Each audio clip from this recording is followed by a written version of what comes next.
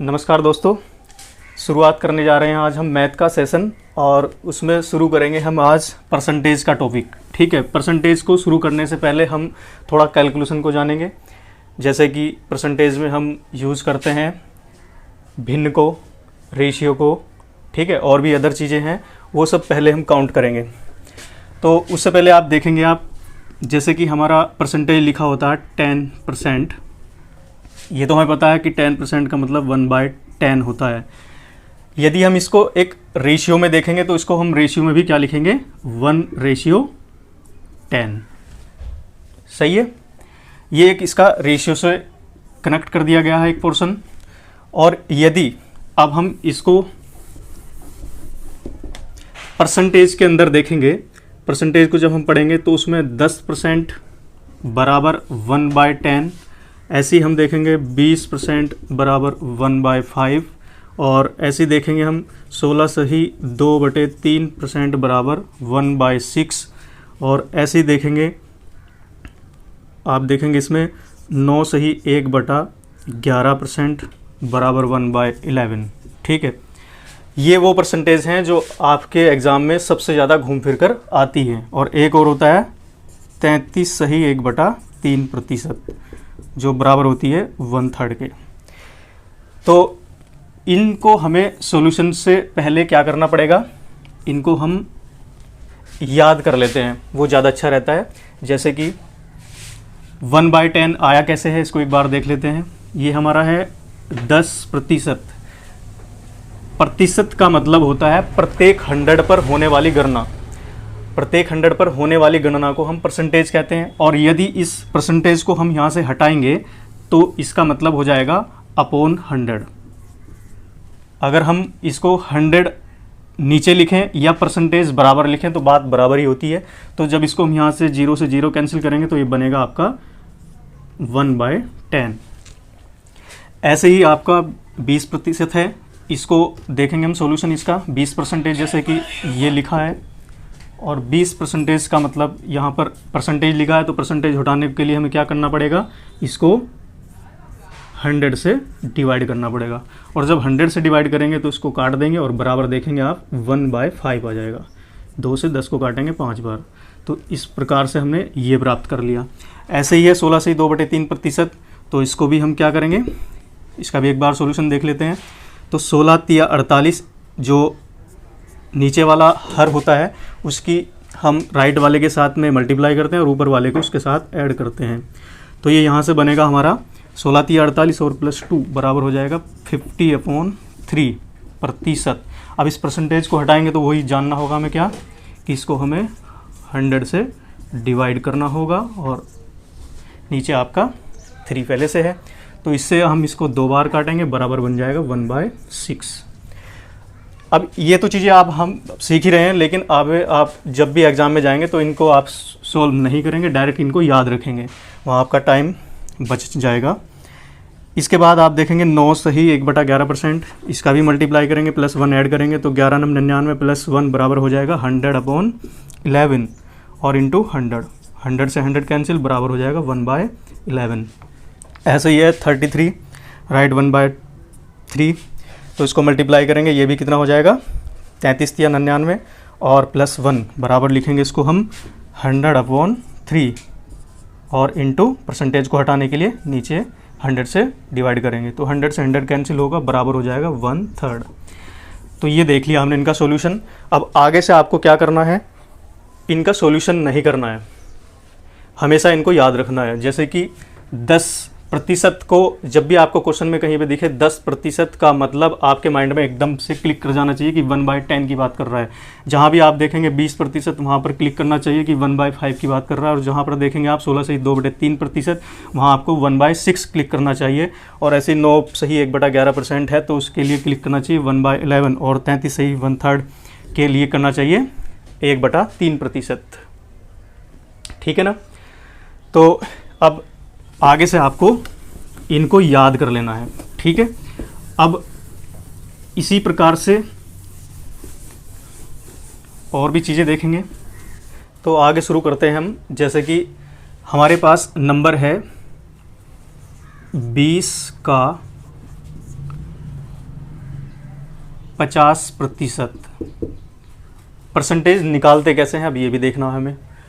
तो 20 का 50% जो हमारी एक नॉर्मली कैलकुलेशन होती है, जैसे बेसिक करते हैं हम स्कूल लेवल पर जो सीखा होता है हमने, वो तो आप जानते ही हैं।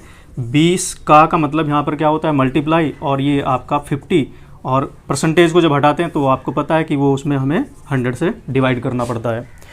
तो जब का मतलब हमने यहाँ पर मल्टीप्लाई लिया है तो इसको हम काट देंगे यहाँ से, ये 2 बार कटेगा और 2 से ये कितनी बार कट जाएगा 10 बार, तो बराबर हो गया 10 आंसर। तो हम यहाँ देख रहे हैं कि 20 का जो 50% होता है कितना है 10। ठीक है, अब जब हम एग्ज़ाम में बैठते हैं तो वहाँ इतना समय नहीं होता हमारे पास कि इस कैलकुलेशन को देखें, तो वहाँ हमें डायरेक्ट देखना है कि 50% का मतलब होता है 1/2। जैसे अभी हमने पीछे सीखा था परसेंटेज का भिन्नात्मक रूप, उसको लिखते हैं 1/2। तो जब आपको परसेंटेज दिखे जहाँ पर भी मैंने बोला उसका भिन्नात्मक रूप आपके माइंड में आ जाना चाहिए। तो बात कर रहा है कि 20 का आधा क्या होगा, तो हमें ये परसेंटेज से कोई मतलब नहीं। यहाँ पे 20 का हाफ पूछ रहा है, तो 20 का हाफ होता है 10, तो हम डायरेक्ट यहाँ पर ऐसे निकालेंगे और ये उसका थ्योरी रूप होगा। ठीक है, ऐसे ही और भी नंबर हैं, जैसे कि ये है नंबर आपके पास, बिल्कुल सिंपल क्वेश्चन करा रहा हूँ जड़ से। ये है आपके पास 60 नंबर। 60 का पूछ रहा है आपसे कि 60 का 16 सही 2/3% कितना होगा।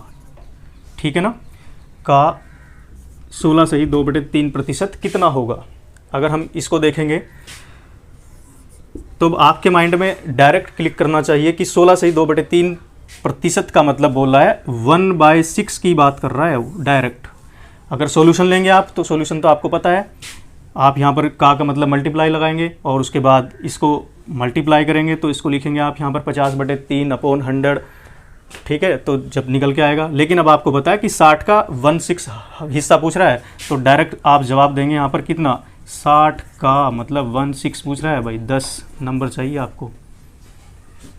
ठीक है ना, तो इसका जो 16 सही 2/3% है वो कितना होगा 10। ऐसे ही और भी नंबर है हमारे पास। तो ये हो गया इसका परसेंटेज निकालना, मतलब परसेंटेज का हिस्सा निकालना। ठीक है ना, जैसे कि हमारे पास नंबर होता है 9 सही 1/11%। तो 9 सही 1/11% को अभी हमने देखा था पीछे क्या लिखा था 1/11।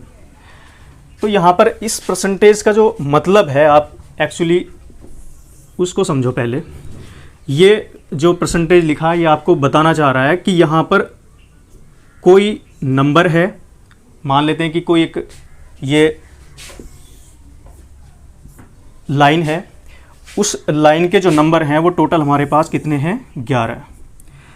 अब 11 नंबर में से अगर हम उसकी बात करें किसकी 9 सही 1/11, इसका 9 सही 1/11वां जो हिस्सा होगा वो कितना होगा 1। इस परसेंटेज का मतलब भी ये होता है। ठीक है ना, तो अब हम इसी पे क्वेश्चन बनाते हैं एक।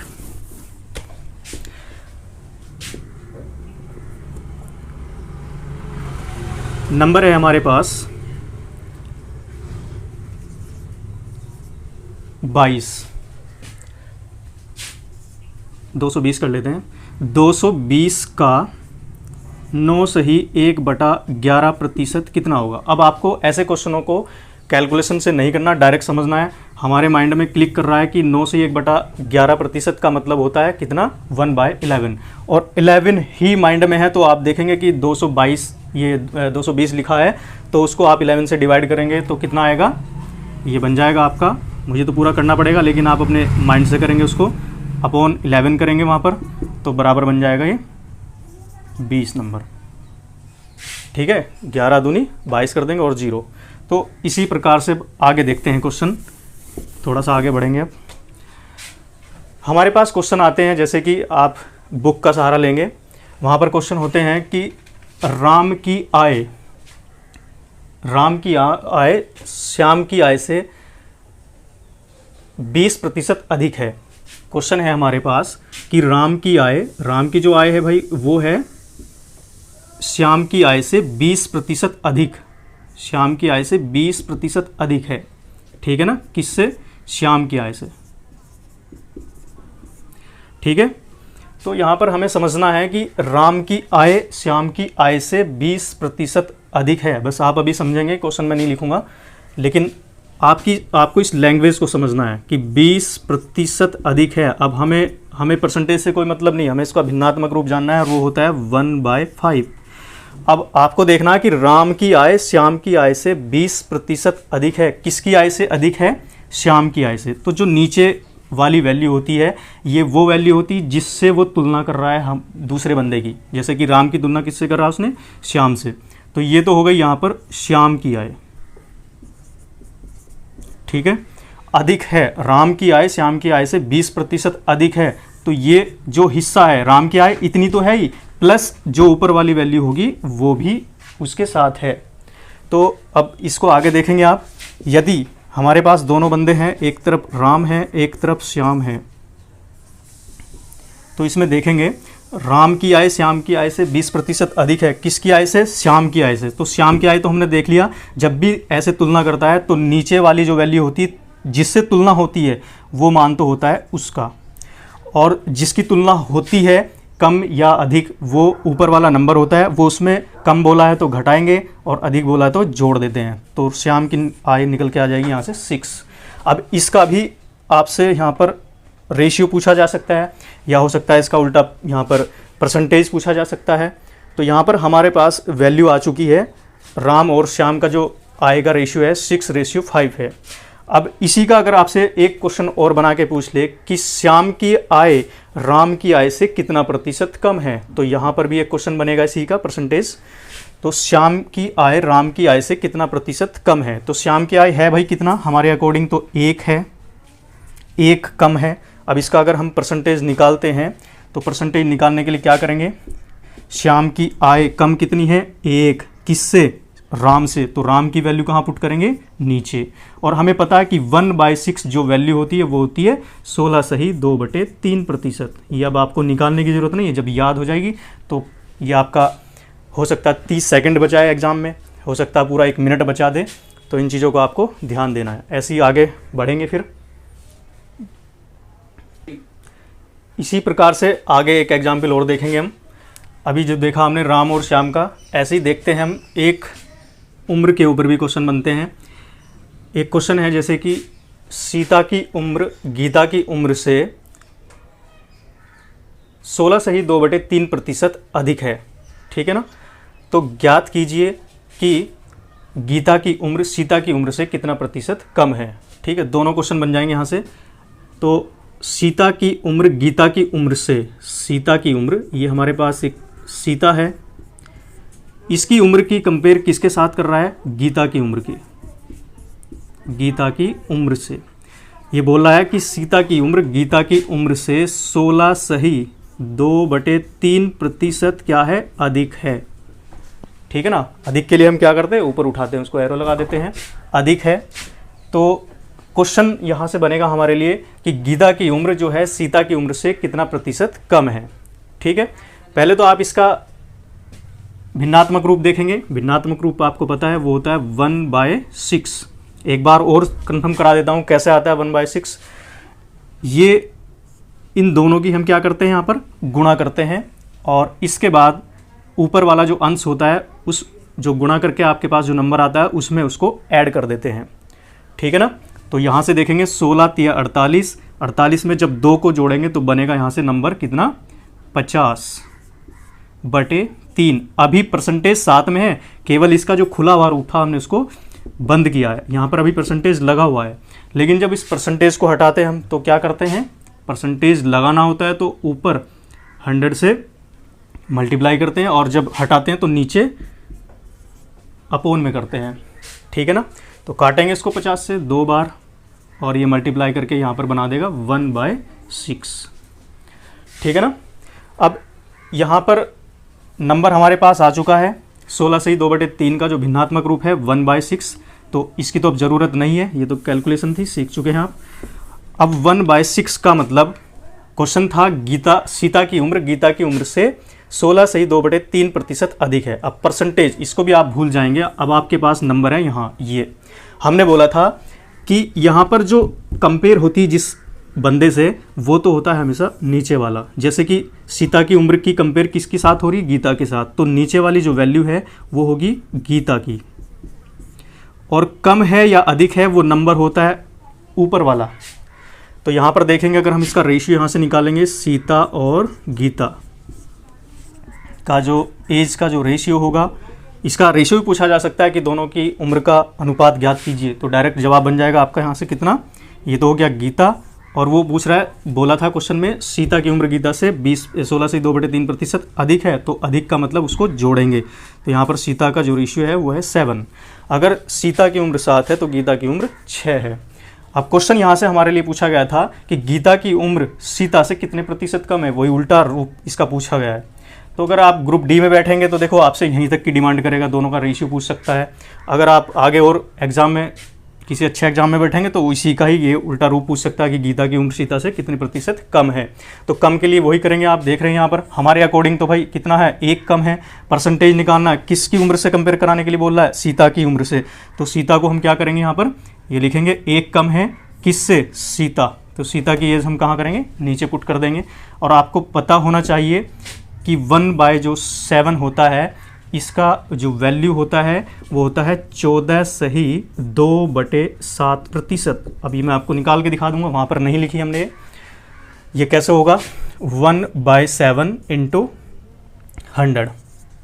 क्योंकि हमें परसेंटेज निकालना था। तो यहाँ पर देखेंगे जब इसको आप डिवाइड करेंगे यहाँ से, तो ये बराबर बन के आएगा 14/2/7%। ठीक है, ये हो गया आपका उसी का एग्जाम्पल। अब इसी में हमारे पास छोटे छोटे क्वेश्चन जो बनते हैं, जैसे कि आप देखेंगे खाने पीने से संबंधित जो क्वेश्चन होते हैं, क्योंकि ये जो हम अर्थमेटिक शुरू कर रहे हैं, इसमें जो पोर्शन लिया हमने परसेंटेज, पूरा अर्थमेटिक जो है हमारी लाइफ से डिपेंड होता है। जैसे कि इसका एक एक आप चैप्टर लेके देखते हैं, कोई भी चैप्टर ले लें आप, सब आपकी दैनिक जो दिनचर्या होती है उससे जुड़ा होता है। चाहे आप परसेंटेज ले लें, प्रॉफिट लॉस ले लें, या आप ये जो भी आपके इंटरेस्ट वाले चैप्टर हैं SICI, या आपका रेलगाड़ी का चैप्टर है, या नाव बोट है, कोई भी आप एनी टॉपिक कोई भी लें, सब के सब आपकी दिनचर्या से जुड़े होते हैं। आप मार्केट जाएंगे, वहाँ भी प्रॉफिट लॉस, कोई आपको डिस्काउंट दे तो वहाँ भी प्रॉफिट वही होगा आपके लिए। भाई अगर इन चीज़ों को अर्थमेटिक को जानना तो आपके लिए एग्ज़ाम के हिसाब से ही नहीं, आपकी लाइफ से भी जुड़ा हुआ एक पार्ट है अर्थमेटिक। अब तो देखो, ये जो कुछ इसमें आपको समझ नहीं आया होगा, जैसे कि हमारे पास था नंबर कितना, 1/7 को हमने क्या लिखा था अभी, 14/2/7%। ठीक है, ये आया कैसे है? अब ये भी आपके माइंड में थोड़ा क्लिक हो रहा होगा। ये आप देखेंगे जब इसका इसके साथ मल्टीप्लाई करेंगे हम और +2 ऐड करेंगे तो ये बन जाएगा 14×7 = 98 + 2 बराबर कितना हो जाएगा, 100/7। ये अभी परसेंटेज लगा हुआ है, हमें परसेंटेज हटाना है, तो क्या करते हैं, इस परसेंटेज को हटाएंगे, अपॉन में 100 से डिवाइड कर देंगे, तो बराबर बन जाएगा 1/7। तो अब तो आपको समझ में आ गया होगा कि जो 14 से 2/7% होता है उसका मतलब 1/7 ही होता है। ठीक है, अब हम बात कर रहे थे आगे खाने पीने वाले जो क्वेश्चन होते हैं, मतलब हमारी जो दैनिक दिनचर्या से जो जुड़े क्वेश्चन होते हैं उनकी बात करते हैं। उसमें हम एक क्वेश्चन लेते हैं, जैसे कि चीनी के मूल्य में, या आपके खाद्य पदार्थ, कोई भी खाद्य पदार्थ जिसके भी मूल्य में कभी वृद्धि हो जाती है, आजकल देख रहे हैं आप महंगाई का दौर है, तो उसी से संबंधित ये क्वेश्चन है कि चीनी के मूल्य में 20% की वृद्धि हो जाती है, तो कोई भी परिवार या कोई भी गृहिणी जो उसको यूज करती है घर में, तो जैसे जैसे खाद्य पदार्थों में कमी और इनकी जो डिमांड के हिसाब से उनमें वृद्धि होती चली जाती है, उस पर ये क्वेश्चन बनेगा हमारा। जैसे कि चीनी के मूल्य में 20% की वृद्धि हो जाने से कोई परिवार या कोई गृहिणी उसकी खपत में कितने प्रतिशत की कमी करे, जिससे कि उस परिवार का खर्च जो व्यय है वो समान बना रहे। ठीक है, तो इस क्वेश्चन को देखेंगे हम। कितना क्वेश्चन बोल रहा है कि 20% की वृद्धि हुई है, किस में हुई है, चीनी के मूल्य में। ठीक है, तो ये चीनी है हमारी भाई। कोई भी खाद्य पदार्थ इसमें आते रहते हैं, बहुत सारे क्वेश्चन कराएंगे हम कल से, आज तो इंट्रोडक्शन क्लास है ही खाली। तो 20% का मतलब हुआ 1/5, ठीक है ना। चीनी का मूल्य था और आज की डेट में वो 20% बढ़ चुका है। तो ये क्वेश्चन हमें बता रहा है, ये होता है हमारा प्रारंभिक मान। जैसे कि हम अभी पीछे देख चुके थे कि तुलना वाला जो मान है, तुलना इससे होगी ना हमारी, क्योंकि पहले जो मान था वो कितना था 5। अभी जैसे हम अभी पीछे एज से संबंधित क्वेश्चन कर रहे थे, आय व्यय से क्वेश्चन संबंधित जो थे वो हमने किए। तो इसमें भी हम क्या देखेंगे, जो चीनी का मूल्य प्रारंभिक मूल्य होगा उसको नोट कर लेते हैं हम, प्रारंभिक मूल्य। और जो अब वर्तमान में जो मूल्य होगा वो अब चेंज हो जाएगा, क्योंकि 20% का उसमें बढ़ोतरी हो चुका है। तो यहाँ पर देखा आपने, पहले कितना था 5, उसमें 1, मतलब हमारे अकॉर्डिंग हो रही है 1 नंबर की वृद्धि, और उस क्वेश्चन के अकॉर्डिंग हो रही है 20% की वृद्धि। तो हम इसको देखेंगे कि पहले 5 था उसका रेट, अब 6 हो चुका है। सही है। तो ऐसे क्वेश्चनों में पूछा जाता है आपसे कि जब भी ऐसी कंडीशन आती है कि मूल्य बढ़ जाता है या मूल्य गिर जाता है, और कोई परिवार, मान लेते हैं कि कोई परिवार पहले क्या कर रहा था, 5 किलो चीनी खरीदता था भाई, 5 किलो मतलब 5 के रेट से, अब रेट हो चुका है उसका 6, और हो सकता था कि पहले वो 300 रुपये एक महीने में खर्च कर रहा था, अब वो उसका जब 1 किलो वहाँ पर ये जो रेट बढ़ा है, तो क्वेश्चन का मानना ये है कि खर्च तो आपको 300 रुपये ही करना है वहाँ पर, लेकिन अब आपको उसकी जो खपत है उसमें कुछ कमी करनी पड़ेगी, तो उसका मान पूछ रहा है आपसे। तो क्वेश्चन था हमारा कि चीनी के मूल्य में 20% की वृद्धि हो जाने पर कोई परिवार या कोई गृहिणी उसकी खपत में कितने प्रतिशत की कमी करे, जिससे कि उस परिवार का जो खर्च है वो बैलेंस रहे वहीं। यदि वो 300 रुपये पहले से खर्च कर रहा था तो वो 300 ही खर्च करे।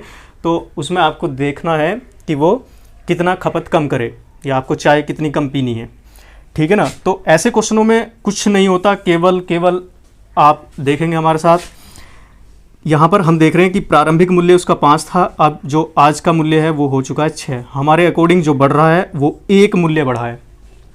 और जब ऐसे क्वेश्चनों में पूछा जाता है कि बैलेंस बनाने के लिए कि कितने प्रतिशत की कमी करे, जब कोई चीज़ की डिमांड, जब मूल्य बढ़ता है तो उसकी डिमांड ऑटोमेटिक कम हो जाती है, ठीक है ना। तो 1 की वृद्धि हुई हमारे अकॉर्डिंग, तो इसका परसेंटेज हमें केवल उस वर्तमान पर ही डायरेक्ट दे देना होता है।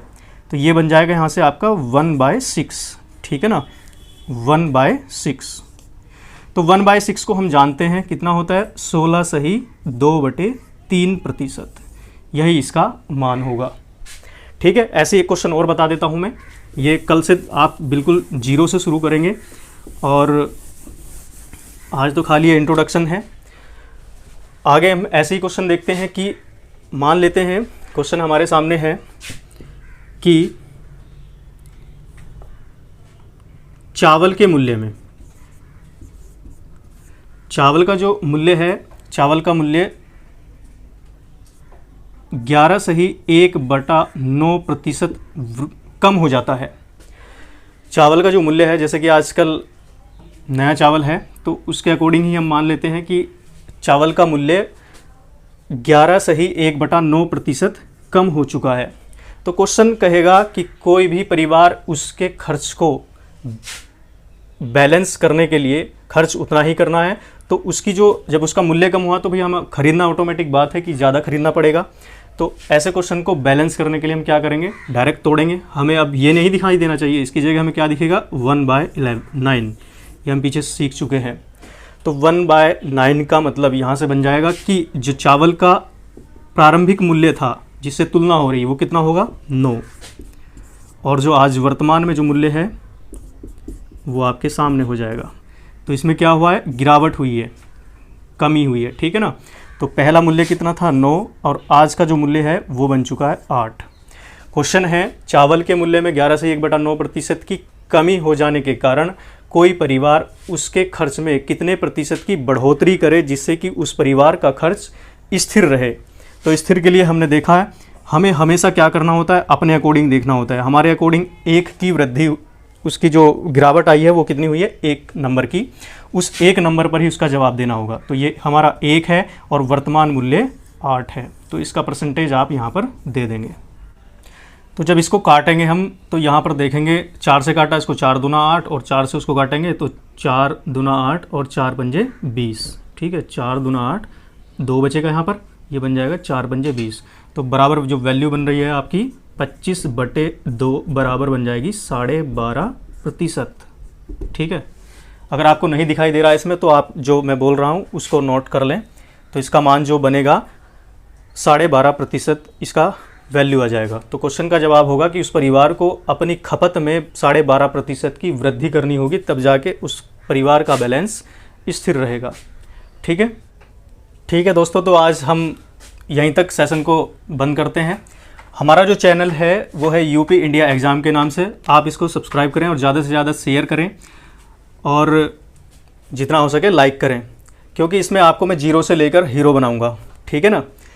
इसके बाद हम बात करते हैं आज जो अब हम इसमें मैथ के टॉपिक जानेंगे और जिस जिस एग्ज़ाम में वो आने वाले हैं। जैसे कि हमारा स्टार्टिंग हमने शुरू कर ही दिया इसमें परसेंटेज, क्योंकि परसेंटेज ही पूरे मैथ की जान होती है। परसेंटेज आप देखेंगे ऐसा कोई टॉपिक नहीं जहाँ पर परसेंटेज का हिस्सा ना हो। ठीक है, तो हम इसमें देखेंगे प्रतिशतता। प्रतिशतता आप देख रहे हैं वो आपके दिल्ली पुलिस, ठीक है, और आपका लेखपाल आ रहा है, यूपीएसआई आ रहा है, और भी सभी एसएससी जितने भी एग्ज़ाम हैं आपको प्रतिशतता तो हर जगह मिलेगी ही। फिर इसके बाद आएगा आपका प्रॉफिट लॉस। ठीक है, लाभ और हानि, लाभ और हानि। फिर इसके बाद हम यहीं पर बट्टा को कवर कर लेंगे, बट्टा, डिस्काउंट, और इसके बाद हम शुरू करेंगे यहाँ से time and work, time and work.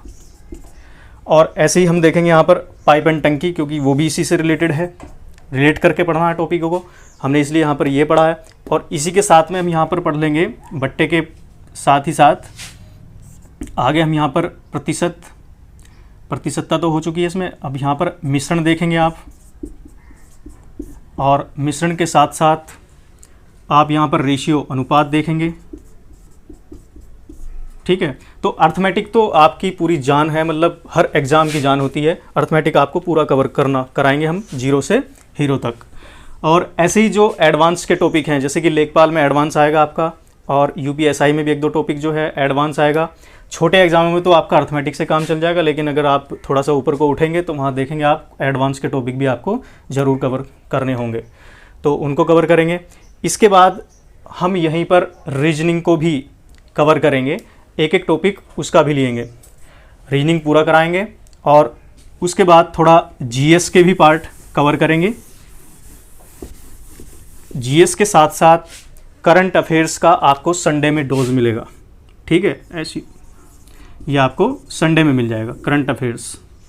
ठीक है, संडे में आपको एक वीडियो पूरे जो भी वीक का होगा वो आपको कवर करा दिया जाएगा। मतलब इसमें टोटल आपको सब कुछ मिलेगा यहाँ पर। ठीक है, तो आपको दोस्तों क्या करना है, चैनल को सब्सक्राइब करना है यूपी इंडिया एग्ज़ाम के नाम से, और बेल आइकन को दबाना है, और लाइक और शेयर। ठीक है, थैंक यू दोस्तों।